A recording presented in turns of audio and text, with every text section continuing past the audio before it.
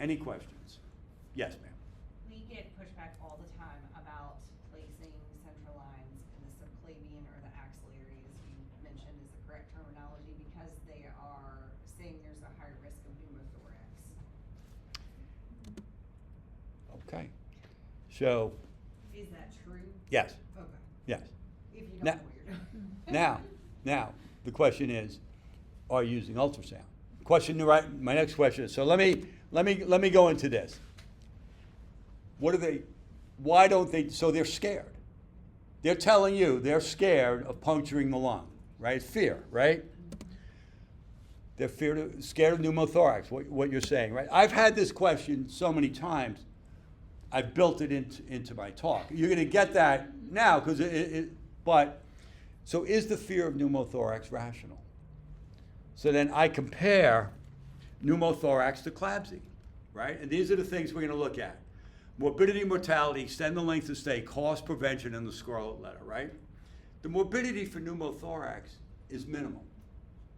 So they caused it. The morbidity, It's I mean. not the worst thing versus having a CLABSI. Now, once a year in a big metropolitan hospital, you have a tragedy because of this. The surgical resident doesn't come on time, doesn't do the right thing, and the patient expires.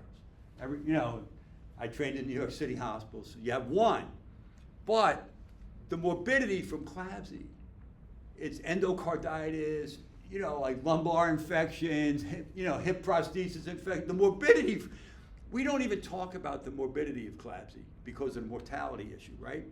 The mortality for pneumothorax caused in a hospital should approach zero. And again, I gave the exception. Once a year in a big hospital, you can have once a year. But what's the mortality for CLABSI? In all the studies, all the big studies, this is what I'm scared of, that number, not this number, right? Then extend the length of stay. In some of the papers I read, pneumothorax extends your length of stay by 4 days. CLABSI, it's 12 days. Cost. Pneumothorax is expensive. You got to call a nasty surgeon. He tells you what he thinks of you. All that stuff, right? CLABSI is very, very, very expensive, right? Then prevention. Prevention of pneumothorax is straightforward. If you can do this, you'll prevent pneumothorax. If you can follow your needle through the tissue down into the vein, you will not get pneumothorax approaching zero. So it's a technical skill. You can prevent pneumothorax with technical skill. You can't prevent CLABSI with technical skill. To prevent CLABSI, you have to do everything right every day. The nurse invades that line 25 times a day. She's got to scrub up. She's got to do all the things. Right, but it's a technical thing to prevent CLABSI, right? It's complex. Preventing CLABSI, that's today's talk, was preventing CLABSI, right? Then there's the scarlet letter. If I cause a pneumothorax in Baltimore, you'd know it in Richmond. The word would be out. Oh, LaDun caused another pneumothorax. I mean, everybody in the country that's in vascular access would know that I punctured somebody's lung, right? But if somebody caused a CLABSI, who caused it? There's no anesthesiologist in the world that ever accepted responsibility. So I find that fear of pneumothorax is irrational. And the treatment. So what's the treatment for pneumothorax? There's an easy treatment, right? You observe it or you do this. Don't look, Michelle, don't look at this. Mid-axillary line, anterior You put it in a chest tube. Okay. The treatment, like you can observe it a lot of times or you put it in a chest tube. And they've got even easier ways. You're good. Good job. But the treatment of CLABSI, number one, you remove the line. Number one treatment is you remove the line, so they need a second procedure. Then there's the sepsis, organ failure, antibiotics. The treatment of it is a much bigger deal. So I love the question, and I love that I prepared this, and I should get some references in there, but nobody wants a pneumothorax. But they're willing to take a CLABSI for sure. So I love the question. This is good ammunition now. When they say that Like- to us, I can be like, "Oh." Like, I've done this talk, and the infection preventionist then got in the doctor's face with Dr. Dunn said, you're not supposed to do that. That doesn't get very far, probably. But a lot of this stuff is doctor to doctor. And I'm happy to come if it's the right situation. jackledun@me.com. We'll make, I'm, you know what I'm saying, like, yeah, you should have the ammunition, you should start the conversation. What kind of hospital are you in? Are you, I'm at Piram, an Okay. acute facility, how many beds? 120. 120, all right, small. So I was just gonna say, Jack, I don't know if you wanna share, we're gonna be at a local facility here in Richmond today, and Jack is going in to speak with, some physicians about changing the approach so that, Yeah, they can adjust. but I mean, like, this is, for me, this is 20 years ago. Like, people have missed out. Yes. You know, if you believe in the 16 recommendations, the things I laid out, they haven't been getting the benefit of those for 20 years. Like, your outcomes are your outcomes. These things will improve it, and, you know, sure, they have to overcome them. They have to overcome their bad selves and realize that fear of pneumothorax is really irrational compared to fear of, I'm scared of collapsing. I'm not scared of bleeding, and I'm not scared of pneumothorax, kind of thing. Any other questions? Yes, ma'am. As a physician, what would you recommend to be the best approach for an infection preventionist to approach the medical team to change their practice? Provide data, I have a lot of stuff on LinkedIn and some on Instagram and LinkedIn, shorter segments of this. Take that. I have lectures posted on YouTube, so we can make that available. What I always say is, you can't buy their interest. If they're not interested in this, it doesn't matter what you have to say, and it doesn't matter what I have to say. If they are interested, we can, you know, it's not easy to make these changes. But once you get started and you see, like, it's the nurses in the ICU that can go, hey, Dr. Ladon, we really like that jugular vein that you did, you know, with the dressing pointed downward. It's like, it starts, you know what I mean? Then you hope that it fans and that somebody's ego doesn't get in the way to shut it down. You know what I mean? Like, calling the baby ugly. You know what I mean? Like, these people, they're very, like, to me, I think the answer to this is that the vascular access nurses take this over and that they train the residents. Now, I predicted there'd be an avalanche of that 8 years ago, and I've been wrong to this point. I will be right someday. I may not be around to see it. But they're very skilled, and the thing about, if you tell the nurses what the rules are, they'll follow the rules. The doctors just don't think they have to follow. I don't get it, what they do. You know, if they did something great and they weren't following the rules, that's one thing. But they're making a mess and not following the rules. All right.